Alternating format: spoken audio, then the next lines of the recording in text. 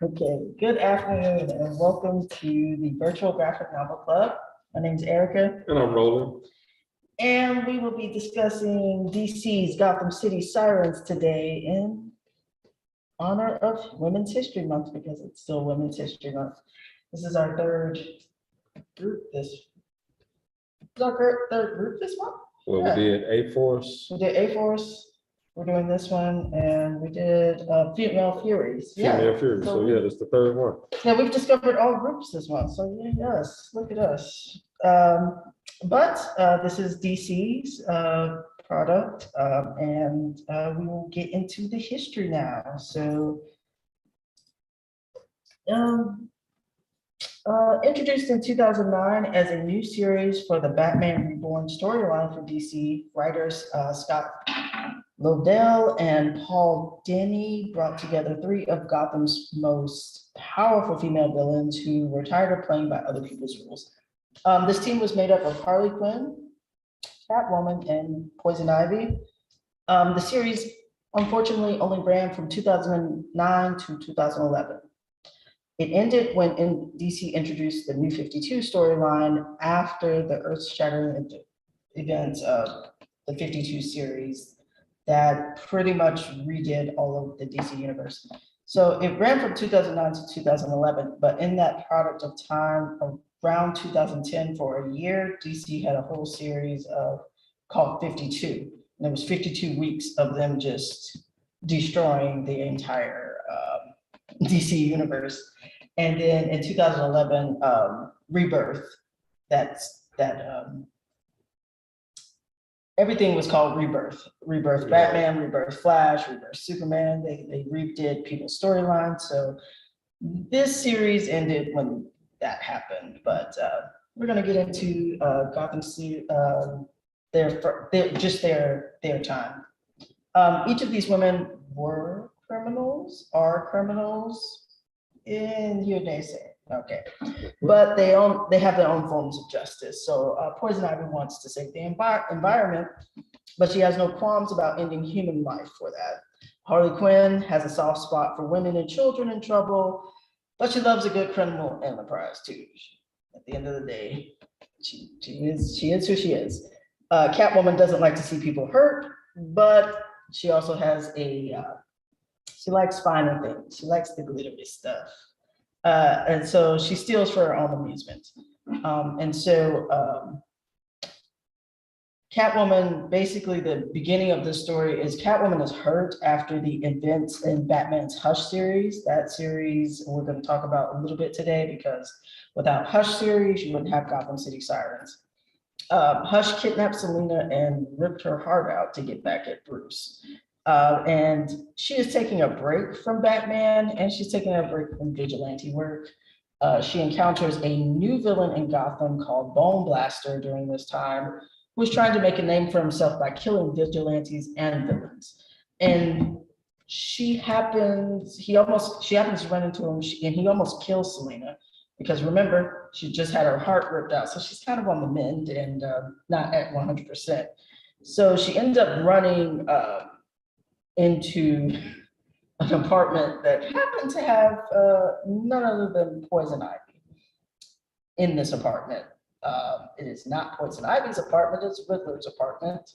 Ivy is crashing there while she's holding Riddler hostage during this time and drugging him for a completely different reason that we'll get into later. Ivy's partner in crime, Harley, is also living there. So they're kind of just, what's the word? They are cohabitating. They've kidnapped the man and holding him hostage in his apartment. Yeah. So Bone Crusher pursues Selena and not realizing the trio of women plus the drugged Riddler are in the apartment. Bone Crusher is ambushed and beaten by the women and Riddler. So he gets jumped by all four of them. The women see how well they work together and they decide to team up on some other things as a group because Catwoman has some unfinished business. Ivy has some unfinished business and so does Harley. These villains occasionally have hero tendencies. So they're not all the way that, like I said, introducing each one of them. They all have their soft spots. And they all have their secrets, and they're passionate about different things. And so this ran from 2009 to 2011, like I said, and they had 5 major story arcs during this time. Of course, the Hush story arc with the Joker. You have them being framed, Sirens framed. Then you have Sister Zero and Ivy's new job. You have Selena getting kidnapped. And then lastly, it was Harley and the Joker. This team up, unfortunately, was doomed to fail. There was a team up in a blowout with Santana and Talia al Ghul, where Harley realizes that the Joker does not love her. She finally gets to that sentiment.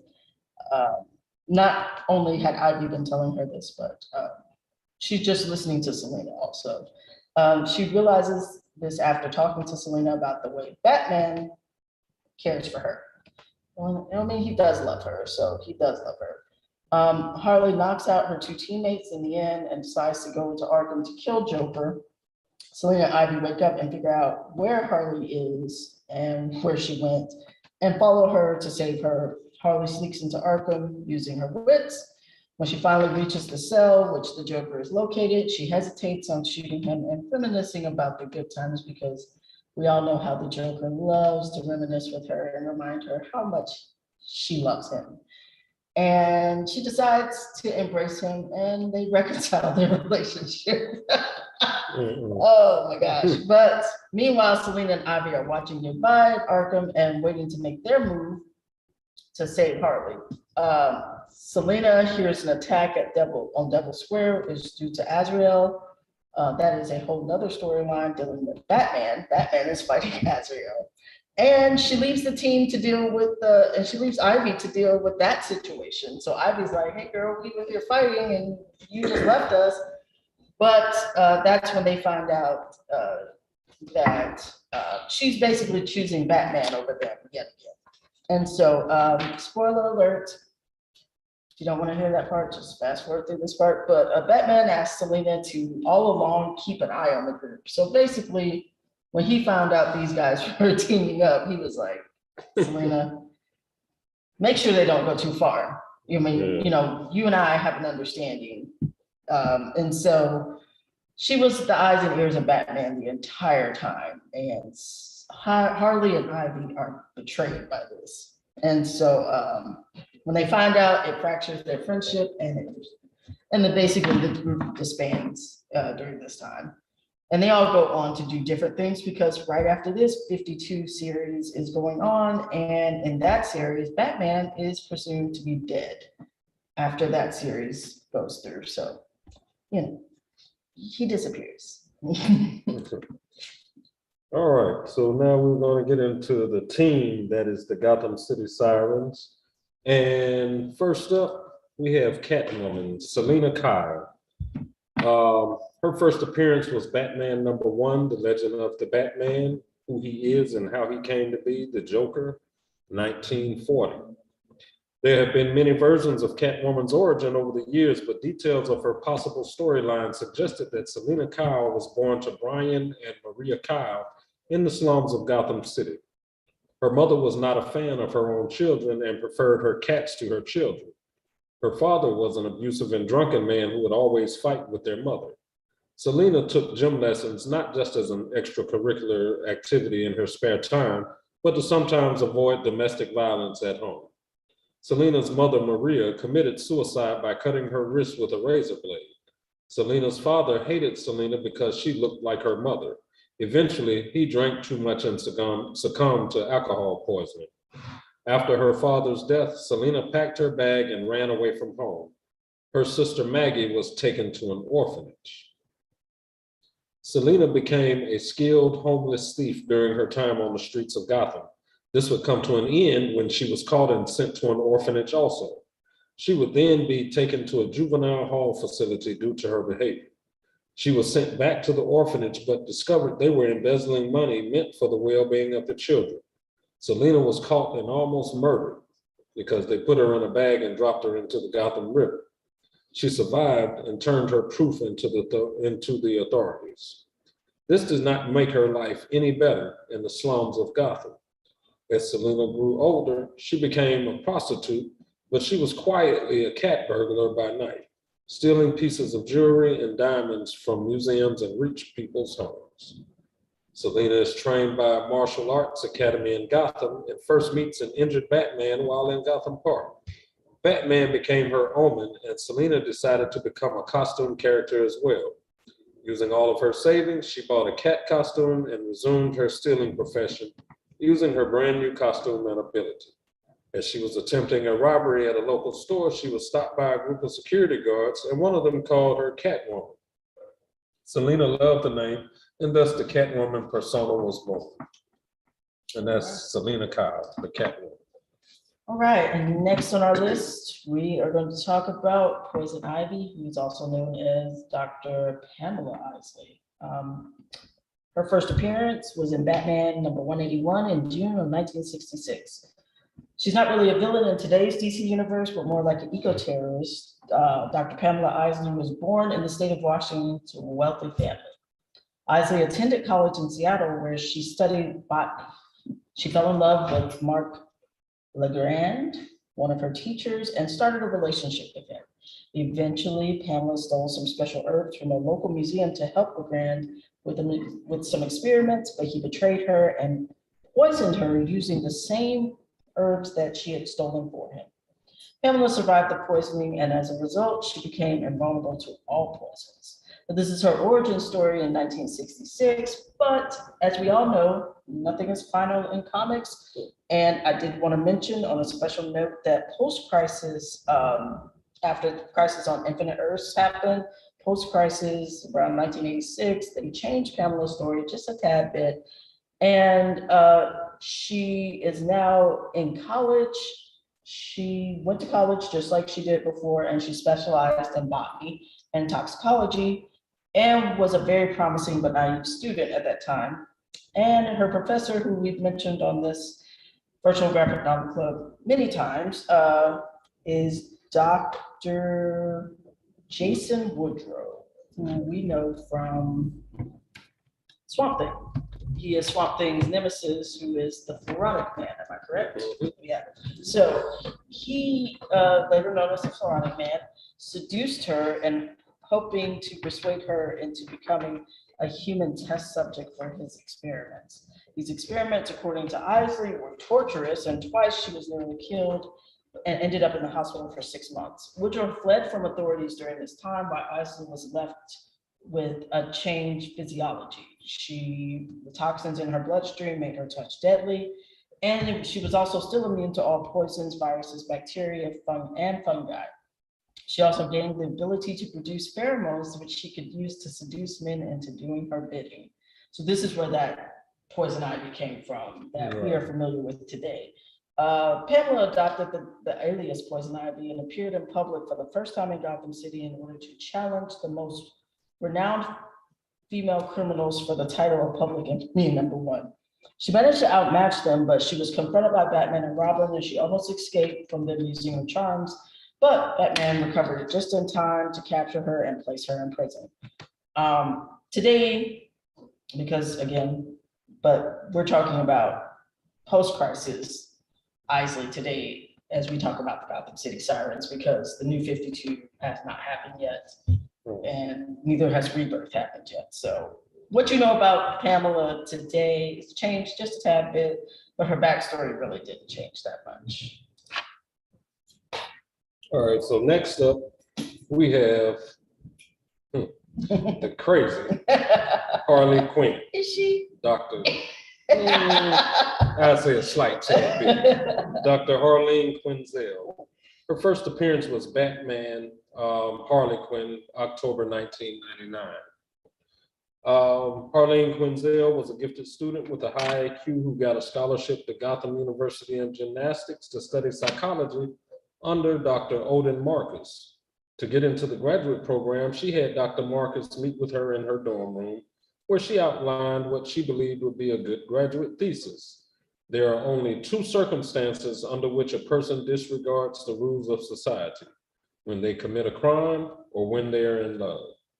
To prove this thesis, she aimed to allow Dr. Marcus to observe an independent experiment on the matter. The test subjects, herself and her boyfriend, Guy Kopsky. Her experiment went as expected, causing Guy to think that Harley killed her mentor, Dr. Marcus. When he went to the crime scene, an injured man could be seen lying on the ground wounded. Guy shot him thinking that he was Dr. Marcus, but when Dr. Marcus and Harleen revealed themselves, Guy begged Harleen to shoot him. The body on the ground was a drugged homeless man. It is unclear who shot Guy that day, but Harleen believed that she had a deeper understanding of the situation that had been caused by chaos, and as such, she grew to feel that she understood the Joker, and declared to Dr. Marcus that she would do anything to get an internship at Arkham Asylum. Dr. Quinzel got her residency at Arkham and directly worked with the Joker, which led to the Joker using her to escape Arkham later on. He manipulated her into thinking he loved her over the years, leading to a toxic and abusive relationship. Harley broke out of Arkham multiple times in order to join up with the Joker, whom she referred to as Puddin'. Eventually, though, she acknowledged his abusive behavior and broke off from him. She decided to become a crime boss on her own and gathered a gang together that she called the Quintets. And a little side note too on Harley, as you can see, her October 1999, Harley was one of those characters that was introduced on Batman the Animated Series in like 1992, 93. She was only supposed to be in one episode as like Joker's side hench lady. And she was so popular in 93 on Batman the Animated Series that they just added her to the comics in 99. Like she that's how popular she was, Right. and how people love this character until today, like how she has evolved as not just his sidekick, and people seeing that how their relationship was really a very volatile, Right. crazy, And very crazy. But she's a doctor, like she's extremely smart, but at the same time she loves chaos, like she thrives off chaos. And this, we're still talking about pre-52 her, so she is still very much attached to Joker. Like when you think of Joker, you're gonna think of Harley. Whereas today, she stands alone by herself. Right. Yeah, and she's actually the first of two of Joker's henchmen that we're gonna touch on today. Yes, she is. All right, so next we're gonna get into some of his, their allies. And when we say allies, we're not meaning good or bad. These are just people during this series that they work together with. First on that list is Zatanna, who goes back to Hawkman #4 in November of 1964. That was her first appearance in the DC world. She's the daughter of magicians Giovanni John Zatara and Cindella. Now, her mother is a member of the Homeo-Magi race, which is their magic. I don't even know if they're from this world, are they? No, I didn't look into her mom too much. They are. When you look at it, they say that they're Homo Magi, and what it is an evolutionary offshoot of the human race.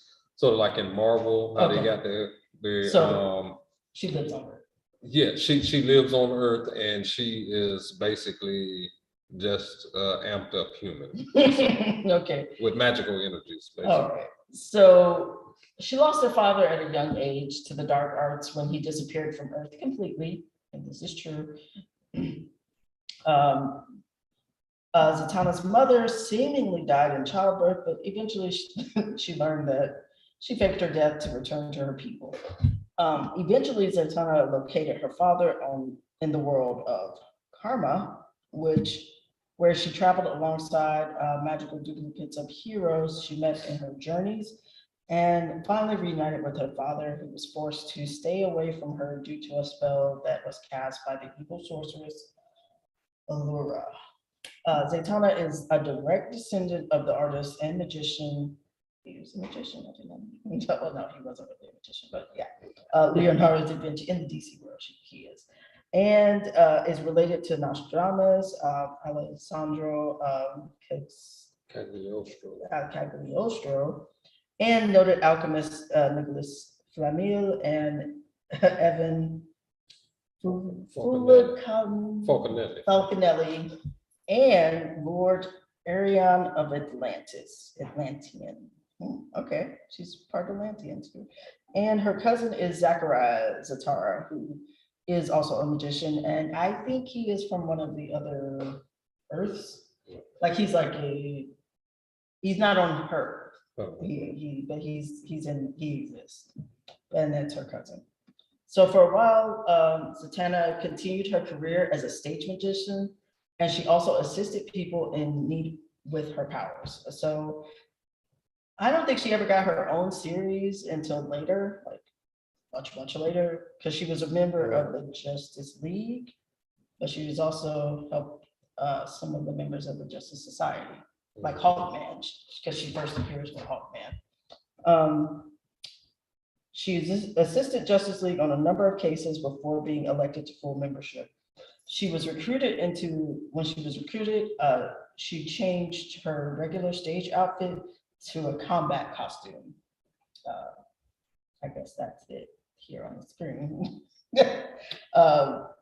Her other costume is a little bit different. Yeah. I think she wears pants. A top hat. I think, yeah, she got rid of the top hat and she added pants, like leather pleather pants. Is it the combat costume? That looks like a stage costume. No, that's partly stage, but I think her more recent costume, it's leather, like lots of leather, but it's still the top, like, again, combat. Yeah. But yeah, so she changed her alias from Zatanna the Magician to Zatanna the Sorcerer. She has made some ethical choices over the years as a member of the Justice League. She wiped the mind of Dr. Light. Now, we have talked about a Dr. Light before, but this is a different Dr. Light. This Dr. Light is a villain. After he violently sexually assaulted Elongated Man's wife, Sue Derby. Dibney. I don't know why we misspelled it. Yeah, oh, okay. Okay. Dibney. I'm sorry. She was on the watchtower by herself because all the heroes were responding to. The watchtower is there's always people from the Justice League there. What's the name of the storyline? I can't think of it right now. That one Kingdom Come, was it? Nope, no. It wasn't. But I've read it many times and it's one of my favorites. And it was written by the author. I read it. You asked me to read it. Metzler wrote it. And it was one of the best Justice League storylines, and I can't think of the name of it right now. But this is the storyline we're talking about. They were on the watchtower. Sue is left alone. Dr. Light breaks into the watchtower, assaults her, and then when he is caught, he says, not only you guys, because what does the Justice League usually do? They turn these villains over to the authorities. Right. Well, and he said, okay, you could do that, but I'll be out. I'm going to break out of prison, and then I'm going to come after your families, and I'm going to come after your children. And like he was like power drunk by this point, because he was like, if I could get into the watchtower, I can get anywhere, because watchtower was built by none other than Bruce Wayne. Right. And so, and I think that was one of his powers, mirrors and lights and things like that. And so that's how he got in. So those present voted to wipe his mind. Now those present were Arrow, Green Arrow, Black Canary, Flash, Zatanna, and of course, Elongated Man. Those were the 5 present. Black Canary and Green Arrow voted not to do what they're about to do, wipe his mind. They were like, nope, don't do it. It's unethical. Let's just take them on to the authorities. Flash broke the tie by saying, because when he started threatening their families, all he could think about was Iris and his family. And the name of that series is Identity Crisis. Yes, there it is. It's a great series. If you guys get a chance to check it out, it is absolutely amazing. And so they wipe his mind, but what happens is she literally lobotomizes him. by accident. It takes too long. He is left with a lower intellect, and he's basically left handicapped after this. When they are doing it, none other than Batman walks in, and they also wipe his mind too, to make him forget what he saw. Because he's like, you guys are wrong, you guys need to be arrested, because his moral ethics. But we're not going to get on Batman today. I'm going to get off my soapbox of Batman. And so she wipes his mind. She's done this a number of times for different heroes. She wiped Selena's mind, and of course, Batman. After this, she decides to, when Selena is, after this, she kind of takes a break from the Justice League and just goes back to being a stage magician. Her and Batman do make up. He doesn't quite trust her because she has too much power, but they still are in a place where they can work together at this point. When Selena was hurt by Hush, her heart was ripped out. Zatanna is the one who helped Selena with a magical potion to help her heal faster. She became a confidant and a trusted acquaintance to Selena during her time of need, and this includes her time with the Sirens. So that is Zatanna. Mhm.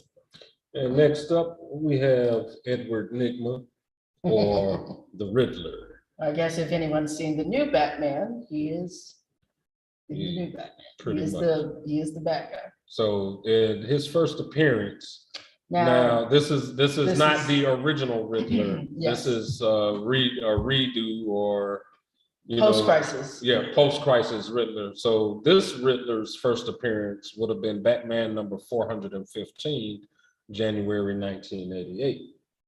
Edward Nashton changed his name to Edward Nygma and became the supervillain known as the Riddler. He grew up in a broken home with an absent mother and abusive father. He loved riddles and puzzles growing up. His signature gimmick is committing high-profile crimes and giving clues or hints to law enforcement. This has made him an enemy of Batman and Gotham City. When he was a young boy, he became excited at the idea of winning a puzzle contest at school. To increase his likelihood of winning, Edward sneaked into school during the night and practiced the puzzle until he could solve it with ease. He ended up winning and was awarded a riddle book as a prize. Since that time, he has mastered puzzles, mind games, and riddles. Edward was profoundly intelligent and would pass tests with apparent ease, something his father, out of jealousy, couldn't or wouldn't believe. He, therefore, attributed his success to cheating, supposedly catching him once, and started beating on him to keep him out of trouble or to stop him from lying. Out of the abuse, Edward developed a compulsion he has become known for. He constantly endeavors to tell the truth to prove his innocence. This is where his obsession with riddles comes from. Unfortunately, the abuse is also the main factor that drove him mad into a life of crime. Later in his career, after many run-ins with Batman, Edward is diagnosed with terminal cancer. He cures himself by stealing one of Ra's al Ghul's Lazarus pits. This grants him temporary clarity, and he finally figures out that Bruce Wayne is Batman.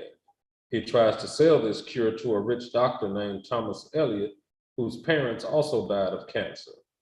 Elliot, who hates Bruce Wayne, and Elliot actually hates Bruce Wayne, and they decide to work together to destroy Batman. Elliot becomes the villain Hush, and the Riddler designs an intricate plan.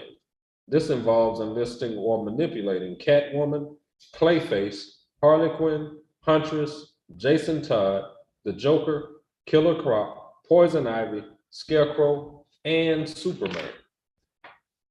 After the Hush incident, the Riddler escaped from Arkham and sought Poison Ivy's protection from Hush and from the League of Assassins. However, Ivy was equally mad at him after he used her in his Hush scheme, and she attacked Riddler as soon as he stepped into her lair. Riddler tried to escape, but Ivy wouldn't let him go. Riddler finally gave up and asked Ivy to kill him and finish his pain. However, she refused, leaving Riddler helpless in a catatonic state. When the Gotham City Sirens team up, Riddler is one of the people that the ladies turn to for help. He was an ally even after everything that went on between them. Yes. That's why he is drugged up in that apartment. Siren starts. But he does become a fierce ally for them later, helping them with a couple of the more serious, like when they get framed, he's the one that helps them figure out who's framing them. So, all right, and last for our allies is a short one. It's the Carpenter. Her first appearance is in Detective Comics number 841, The Wonderland Gang. Jenny, no, her name is Jenna, not Jenny. Jenna Duffy is a thief and a con artist who joined Tweedledum and Tweedledee's Wonderland Gang as the Carpenter. She's highly skilled with tools, and she uses her abilities to pick locks and break into vaults. She works with Catwoman a lot, and now she does legal work, which she overcharges Catwoman for, because she's like, I'm doing legal work now, so you're gonna pay for this. And Catwoman knows that her skills are excellent. So she appears in 47 issues of Detective Comics and Gotham City Sirens. So they call her a lot to break into stuff for them. All right, on to the enemies of the Gotham City Sirens. First up, Mr. Thomas Elliott, better known as Hush. His first appearance was Batman number 609, January 2003. Thomas Tommy Elliott was a childhood friend of Bruce Wayne, who out of jealousy decided to take him down using the moniker Hush. Thomas's father, Roger Elliott, was an alcoholic who would physically abuse young Thomas. His mother, Maria, who came from more humble beginnings and married into the Elliott family's wealth, was unwilling to risk losing her acquired social status and wealth, and instead stayed with Roger, continuing to expose her son to her husband's abuse. She forced Thomas to memorize war strategy and Aristotelian philosophy so that he could better defend himself against his father's abuse and learn to strategically maneuver and avoid his wrath. When he sought revenge on Batman, he went after the ones Bruce loved. Hush made an alliance with the Scarecrow and kidnapped Selena Kyle to remove her heart from her body. Batman found Hush and tried to retrieve Selena's heart from him, but Hush paralyzed Batman and then revealed that he had performed plastic surgery on his own face in order to look nearly identical to Bruce Wayne. With Bruce at his mercy, Hush prepared to kill him. And then, posing as the real Bruce Wayne, he would destroy Bruce's empire, life, family, and friends. Upon Selena's recovery, she enlisted the help of various friends, including the Sirens, Oracle, and Holly Robinson, to uncover all of Thomas's bank accounts and hidden money stashes, and then robbed him of every single penny of his treasured inheritance. She also exposed him to the authorities and Slam Bradley, who started looking for Elliott with renewed interest. Hush, now broke, injured, and defeated, couldn't help but wander the streets of Gotham as a wanted criminal and a random derelict. Yep, and that did not end well for him. I don't know if he's still around, because there is a Hush 2. Nope, Hush 1 is dead.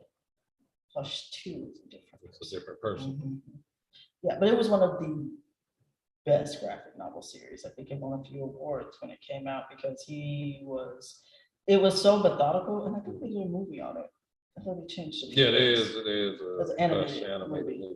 Yeah, they changed a few things, and Hush is in season 2 of Batwoman is one of the villains, right. Thomas Elliott, who is posing as Bruce Wayne, who's come back from the dead. So we're gonna see how this plays out. Yeah, hopefully. But she does bankrupt him and kind of expose. Nobody really knows that it's Hush, because he ends up dying, not by Bruce's hands, because Bruce did want to kill him, but he didn't. But he ends up dying. I think he committed suicide, and so yeah. But he had a brilliant plan. Oh, our favorite guy here. Ooh, okay. Joker. His first appearance, not his first, but his more golden age appearance. His first appearance actually was 1940, also with that same issue as Catwoman's in, but he doesn't reappear again until 1956, and he's more of a clown in that one. But the Joker we are familiar with today is 1986's Detective Comics number 569. The Joker is a homicidal maniac and the arch enemy of the Batman. He is his yin to his yang. They completely unpredictable with no regard for human life. The Joker finds murder and mayhem funny and is perhaps the most dangerous man on earth, with a body count stretching into the thousands, all centered around his obsession with Batman. His first encounter with Batman was while he was acting in the Red Hood identity.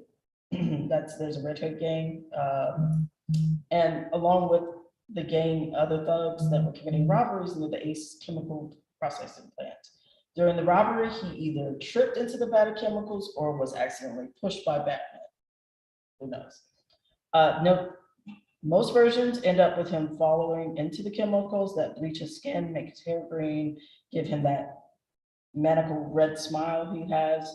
Sometimes the chemicals are blamed for his mental state and a combination of the chemical exposures and the possible brain damage due to the oxygen deprivation he may have experienced, which led to his insanity. It depends on what storyline you want to go with, but Hush and Riddler manipulated many villains in Gotham during their time to bring Batman down. And one of those villains was Joker. Hush had drugged Bruce and made his face look like Bruce Wayne. And he went all over Gotham posing as Bruce Wayne, including tricking a Harley Quinn into going out on a date.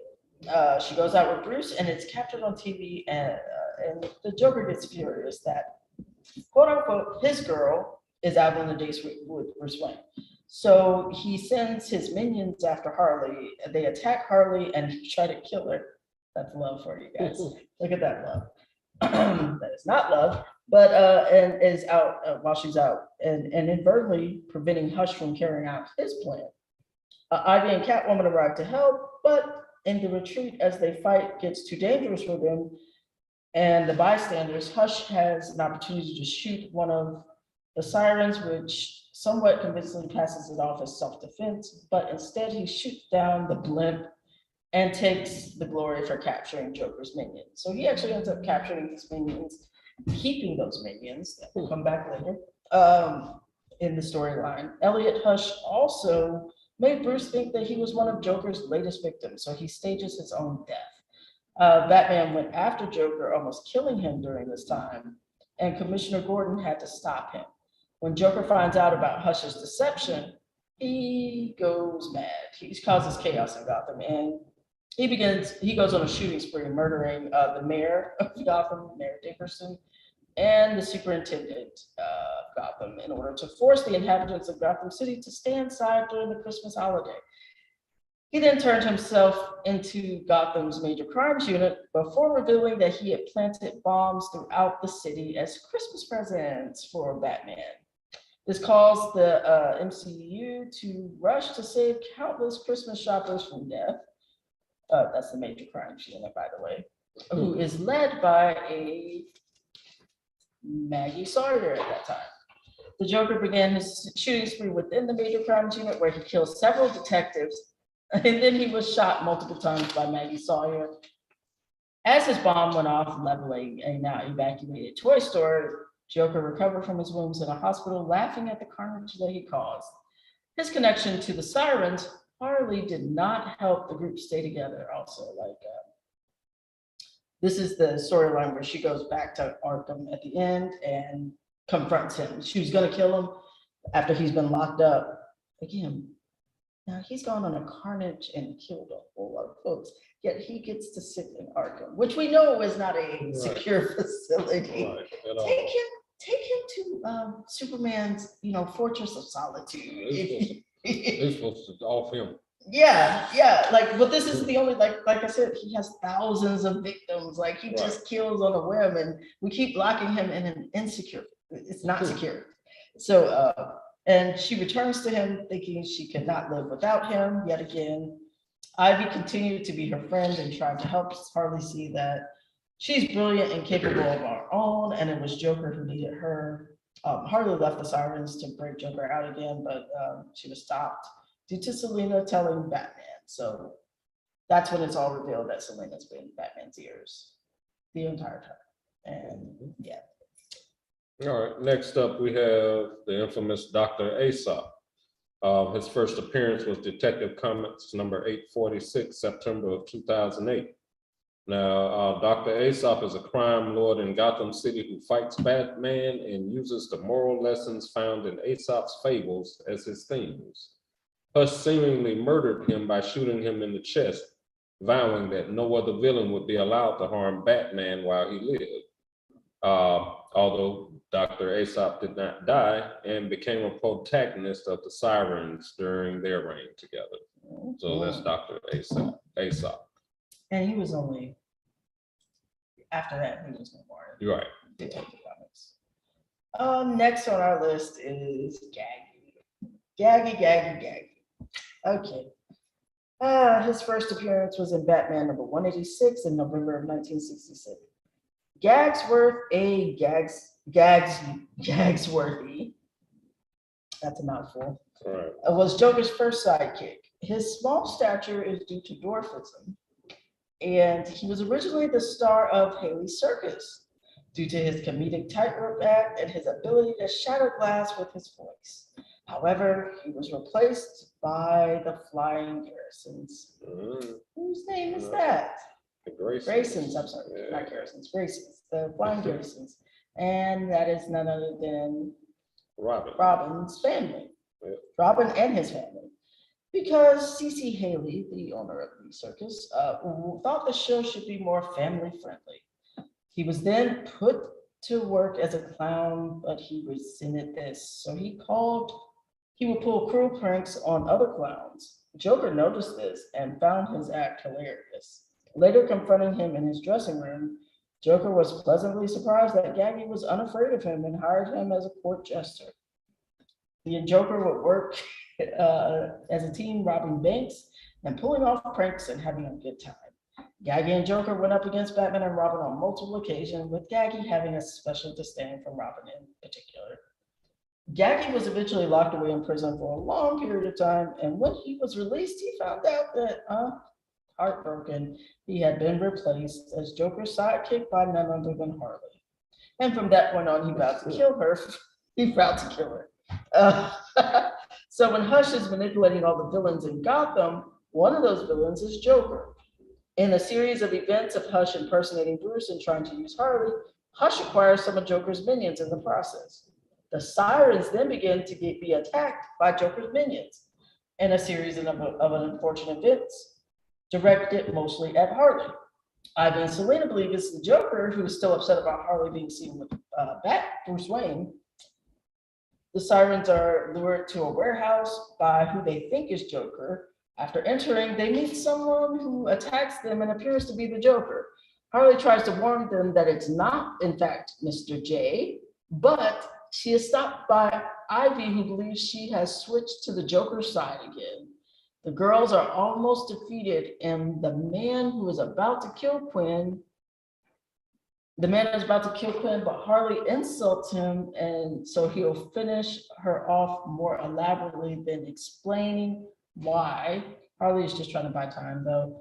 Gaggy reveals himself and his plan to kill Harley as he drags her into a storeroom. Ivy and Selena pursue him, but are trapped by the spiky walls that attempt to crush them. But they get free, and they save her life, and they get rid of Gaggy. So he is no more. I don't think he's in the Gotham universe anymore. All right. Next up is the Alistarian. The Alistarian is a plant creature from the, first of all, his first appearance was Gotham City Sirens number 14 in July 2010. So this is basically a new character. The Alistarian is a plant creature from the planet Alistair who scouted Earth for his species to take over. Basically, he was scouting the planet and his ship crashed. And with him crashing, it ended up he had to spend a month living amongst the humans. Mm-hmm. This right here was the reason why he never got to put out the call for the invasion to happen. Basically, one of the people that he ran into while he was living amongst the humans was Poison Ivy. Now, he manipulated Ivy into loving him and using her in order to dominate the world. That was going to be his plan. Catwoman and Harley Quinn rescued their friend. After a conversation with Harley, basically Ivy returned to normal and kissed the Alistarian. With this, she killed him with the kiss. Poison Ivy said that she was in love and was used, and she would never fall for anyone again, and that included him. So using her plant powers, she was able to infect him. But from what I read, the storyline, basically, they had the same power over each other because he used his pheromones to attract her. So really what she thought was love was never really love. Right, It was his pheromones. Same with her, and that's why their kiss, because he's an alien. Right. And, she is poisoned with all of those different things that I mentioned earlier. And she gave him almost like a plant virus. Gave him a little poison. Yeah, a plant virus. So yeah, that's what killed him. But yes, that is the Alistarian from the planet Alistar. And last on our list of enemies, ally. She's both. Is Miss Talia al Ghul. Yes. Her first appearance is in Detective Comics number 411 in May of 1971. Talia is the daughter of Ra's al Ghul and the leader of the League of Assassins. Who is the leader of the League of Assassins? Ra's al Ghul is. She is torn between her father. Now, Raz's power is the Lazarus Pit. Like he is thousands of years old. He's been reborn many, many times, and not in a sense of reborn, like he had to be raised from a baby, but when he gets old, he just dips himself in the Lazarus Pit, and he's now a young man and refreshed again with many, many, many years of knowledge. So he has a League of Assassins. She is torn between her father's love and her beloved Batman. She witnessed the murder of her mother, Melisandre. Melisandre. Oh my God. That's a Game of Thrones name. Okay. What I haven't watched. And at the hands of a man called Quinlan. She is, who was an orphan, the orphan godson of Ra's, who had raised him as his own since he was a child.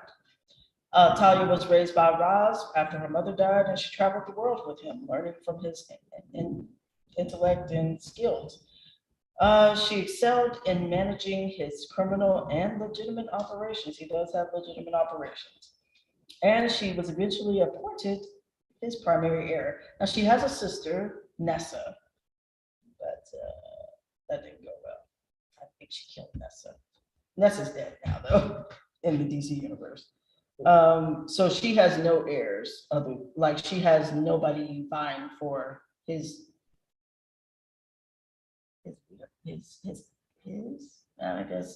power base. Nobody's vying for the League of Assassins. She is their leader. Talia first met Batman when he rescued her from Dr. Dark, the current president of the League of Assassins. It was Damien Dark. Yes. Yes. If you watch Legends or Flash, you know him as Damien Dark, who is also an old soul. Not as old as, what's the other one? That would be he was in Legends also. Yeah, first season. Hawkman. Yeah. We'll get back to yes. His daughter is in Suicide Squad. Right. Yeah. We just talked about that. Yeah, we did. But Dr. Dark was trying to kill her. Batman saved her life. And he learned that Talia was the daughter of Ra's and that he and Dark had a falling out in business. Dark turned against Ra's and tried to eliminate Talia in revenge. When Batman foiled Dark's plan, he was then taken back to the authorities. Talia shot and killed Dark to save Batman's life, and this began their on-again, off-again love affair. She became a deadly lover, and Batman never trusted her. Later in life, Talia acquired Batman's DNA and had a son with the Caped Crusader, Damian Wayne, the future Robin, the current Robin, I think. It's going to be Still current. Is that 10 at this time? No, Damien. No, I'm saying who's Robin at this time because Damien is still a little kid. When she had him, when she did not tell him, Yeah. probably Tim. Yeah, Tim or Stephanie, one of those. Due to Batman's relationship with Selena, Talia was jealous of that relationship. Batman could have the world with her, but he chooses to reduce himself to a common street criminal in Selena. During Selena's time with the Sirens, Talia had been one of their trusted allies along with Zatanna. When Selena is kidnapped by villains, Shriek and Senpai, they used mind control they were trying to find out who Batman's identity was through Selena. The Sirens, along with Talia and Zatanna, fight for Selena, and Selena manages to break out of her dream sequence without revealing Batman's identity. Afterward, Talia, despite the techniques used to help Selena to be unable to reveal Batman's identity, decides to use Zatanna to wipe Selena's mind of Batman's identity. She's like, hey girl, she doesn't need to know this anymore, so we need to make her forget. And then Zatanna's like, okay, I guess, because his secret was almost out. So she kidnaps Selena, and Harley and Ivy go to rescue Selena once again, but are prevented due to Talia's interference. And just as Zatanna is halfway through finished wiping with the mind wipe, she changes her mind because she's like, wait a minute. And she realizes why Talia wanted to go through with it. Because Talia was jealous of Batman and that she showed more feeling towards Selena than her. And Talia was furious, so she decided to launch some missiles to destroy the building they were located in because, hey, why not? Hater, exactly. Zatanna manages to save both her life and Selena's life, but Talia escapes during the explosion. Talia is a shrewd leader herself, leading the League in her father's absence and being a founding member of the Secret Society of Supervillains. And that is Talia. And Batman has more complicated relationships than any other person in the DC universe. When they say that Poison Ivy doesn't have that many relationships, because they totally leave out Kite Man. But did you hear in this storyline, Kite Man has one of the most tragic stories. it ain't even funny. You know how normally we laugh at Kite Man? Oh, because you laugh at No, I think they took his child or something in the Gotham City Sirens storyline. Yeah, I read that they took his child. Okay. Somebody took his child. And the thing about it is, I don't know if she and Kite Man were ever. Her relationship. She was never with Kite Man. That was a joke. On the TV show, she was. That was a joke for the cartoon. Yeah, on the cartoon she was, but I was explaining this to someone earlier who was like, "What is this complicated?" Because I was like, the only thing Ivy loves, 352, is Ivy and her plants. Like she had a relationship with Swamp Thing, but that was a friends with benefits. Right. The only thing she cares about are her plants. Right. Later on, post 52 and after Rebirth, she begins a relationship with her Suicide Squad. Right. Harley. Suicide Squad Harley.